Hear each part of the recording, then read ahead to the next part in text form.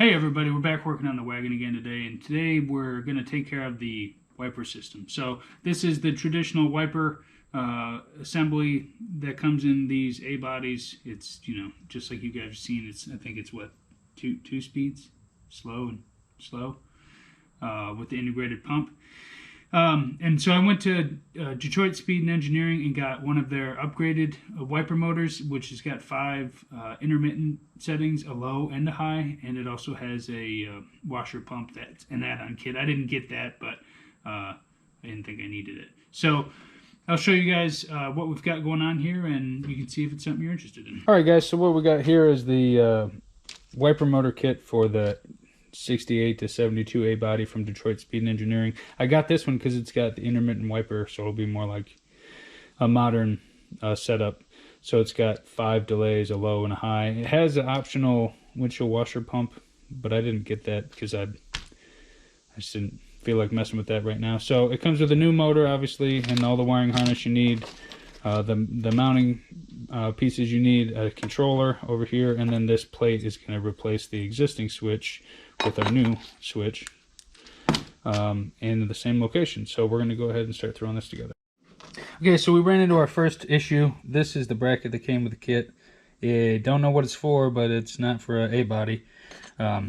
So what I did is I took my old switch and I pried this metal piece off. It's got these little tabs that hold on to it. And that's the inside of the switch, but who cares about that?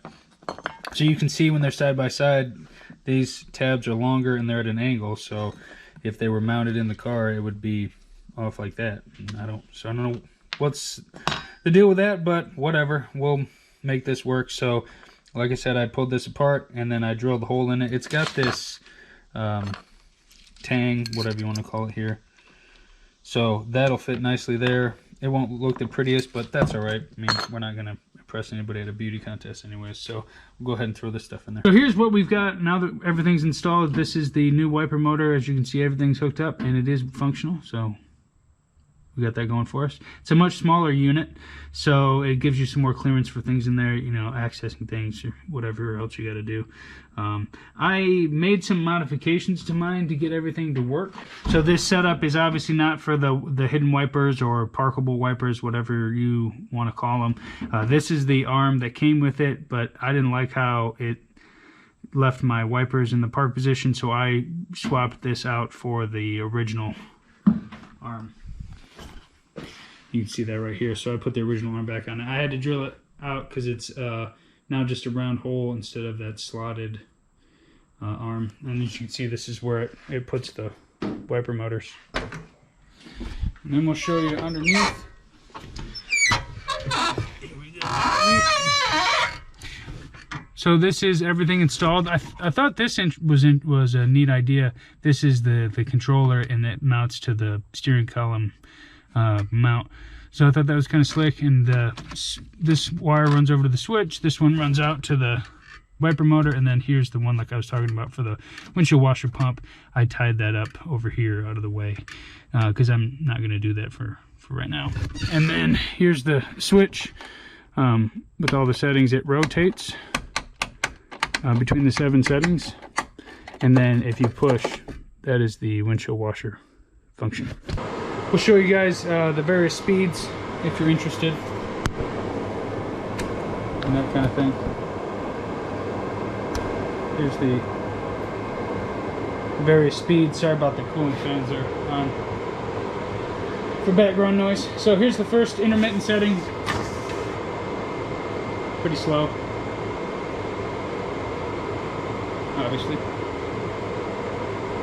And then here's number 3.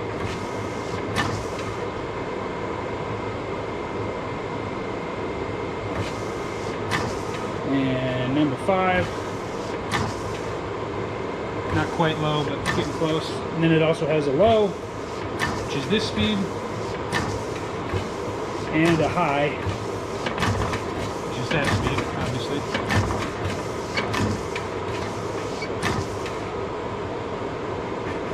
But it was fairly easy to put in. I think it only took me 45 minutes or so to get everything, and a lot of that was readjusting these and figuring a few things out based on the issues I ran into.